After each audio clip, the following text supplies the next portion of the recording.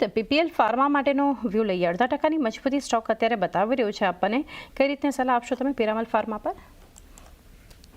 એટલે સ્ટોકમાં કોઈ સસ્ટેનેબલ અપમૂવ આગળ જઈને સારા વોલ્યુમ સાથે જોવા મળે તો જ ખરીદારીની સલાહ રહેશે. એઝ ઓફ નાઉ આપણને થોડીક પુલબેક મૂવ જોવા મળી છે, પણ ઓવરઓલ તમે જોશો તો રિલેટિવ અંડર પરફોર્મર રહ્યું છે વિધિન ધ ફાર્મા નેમ્સ. 180 ના એક સ્ટ્રોંગ સપોર્ટ છે 180 185 સુધી, તો કોઈ એક્ઝિસ્ટિંગ પોર્શન છે તો હોલ્ડ કરી શકાય છે 180 ના નીચે સ્ટોપ લોસ રાખીને. બટ ફ્રેશ બાઇંગ માટે હું હજી થોડીક વોલ્યુમ સાથે મોમેન્ટમ આપે તો પછી સ્ટોકમાં ખરીદારી કરવાની સલાહ રહેશે. થોડું વેટ એન્ડ વોચ એક અપ્રોચ અહીંયાથી રાખી શકો છો પીપીએલ ફાર્મા માટે. ડીસીએક્સ સિસ્ટમ્સનો સ્ટોક સોમિલ ધ્યાનમાં આવી રહ્યો છે. અગર ડીસીએક્સ સિસ્ટમ પર આપનો વ્યૂ લઈએ, જે મજબૂતી અત્યારે આ સ્ટોક જબરદસ્ત આપણને ખરીદારી કરતું બતાવી રહ્યું છે. 10%થી વધુની મજબૂતી અત્યારે બતાવી રહ્યું છે. 282ના એક ડેઝ હાઈ પણ આ કાઉન્ટરે, અને ઇનફેક્ટ વોલ્યુમ બેઝડ જબરદસ્ત બાઇંગ છે. કઈ રીતે સલાહ રહેશે ડીસીએક્સ સિસ્ટમ્સ? ડીસીએક્સ સિસ્ટમમાં જે મીડિયમ ટર્મ આઉટલુક છે એ નેગેટિવ છે. Low top low bottom formation છે on the daily charts, on the weekly charts. એટલે આની અંદર હું positionally I would not suggest anything, but in the very short term મને લાગે છે કે 290 300 સુધી જઈ શકે છે.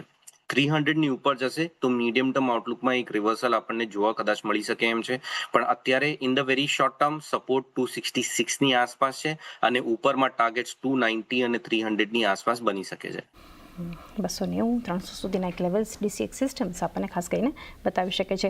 ડીવીસ લેબ માટે એક વ્યૂ લઈએ રૂજિત, કારણ કે આજે બ્રોકરેજ તરફથી જે રિવ્યૂ છે એને લીધે આજે એક મજબૂતી આપણને ખાસ કરીને આ કાઉન્ટર બતાવી રહ્યું છે. ડીવીસ લેબમાં અત્યારે એક મજબૂતી સાથે કારોબાર થઈ રહ્યો છે. સિટી તરફથી એક વ્યૂ છે, 7750ના ટાર્ગેટ એમણે આપ્યા છે. સ્ટોક અત્યારે લગભગ 2% આસપાસની મજબૂતી બતાવી રહ્યું છે. કઈ રીતે સલાહ આપશો? પાછલા એક મહિનામાં સ્ટોકમાં હાયર લેવલ્સથી કરેક્શન આવ્યું છે, પણ આ કરેક્શનમાં આઈ થિંક જો તમે મિડ ટુ લોંગ ટર્મ માટે જોશો તો સારી ઓપોર્ચ્યુનિટી બની શકે છે આ કરેક્શન ખરીદારી કરવા માટે. વિધિન ધ ફાર્મા સ્પેસ જો લાસ્ટ 3-4 વર્ષના ડેટા જોઈએ તો એક સારું આઉટ પરફોર્મર રહ્યું છે ડીવીઝ લેબ. અને જ્યારે પણ 200 DMA ની આસપાસ રિસેન્ટલી પણ આપણે જોયું છે કે એવા કરેક્શન્સ આવે તો એક સારું સપોર્ટ બેઝ ત્યાં બનીને સ્ટોક ફરીથી મોમેન્ટમનું રિઝ્યુમ થાય છે. 7000ની આસપાસના હાઈઝ આ સ્ટોકમાં પાછલા મહિનામાં જોવા મળ્યા હતા. જુલાઈના સ્ટાર્ટિંગમાં લાસ્ટ 1-1.5 મહિનામાં 7000થી લઈને 6000 સુધીનો કરેક્શન આવ્યું છે, અને 200 DMA ની આસપાસ ફરીથી આ સ્ટોક છે.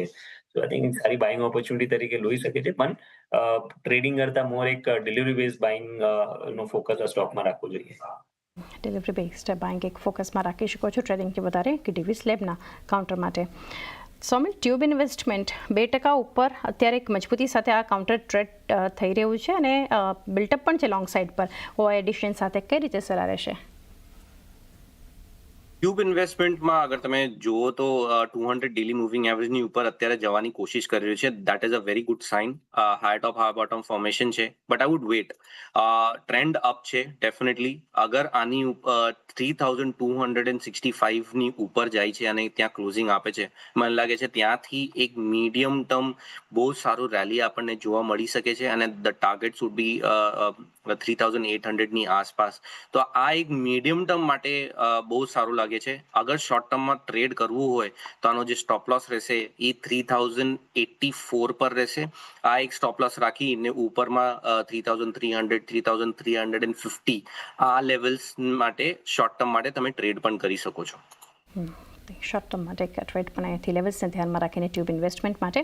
છેલ્લું એક કાઉન્ટર સોમિલ જાણીએ, આર સિસ્ટમ્સ ઇન્ટરનેશનલ. અગર આના સેટઅપ પર કોઈ વ્યૂ હોય તો, કારણ કે જબરદસ્ત પોઝિટિવ એક્શન આર સિસ્ટમ્સ પણ બતાવી રહ્યું છે.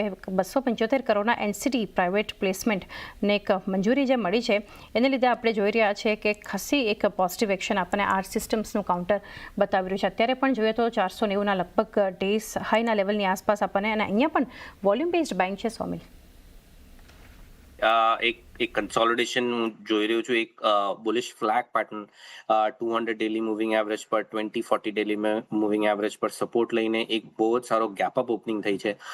15% ઉપર છે, 15-16% ઉપર છે, અને બ્રેકઆઉટ છે, ડેફિનેટલી બ્રેકઆઉટ છે. પોઝિશનલી ટ્રેડ કરો, શોર્ટ ટર્મમાં ટ્રેડ કરવા જેવું નથી. ઉપરમાં ટાર્ગેટ્સ અરાઉન્ડ 550ની આસપાસના છે, અને એની ઉપર પણ ડેફિનેટલી જઈ શકે છે. એની ઉપરના ટાર્ગેટ 570ના છે, એટલે 550 570ની આસપાસના ટાર્ગેટ્સ માટે એક પોઝિશનલ ટ્રેડ તમે કરી શકો. નીચેમાં સપોર્ટ થોડોક ડીપ હશે. 448 નો પહેલો સપોર્ટ છે અને 420 નો બીજો સપોર્ટ છે, એટલે આ બે સપોર્ટ ધ્યાનમાં રાખવા અને પોઝિશનલી ટ્રેડ કરવું. પોઝિશનલ ટ્રેડ ખાસ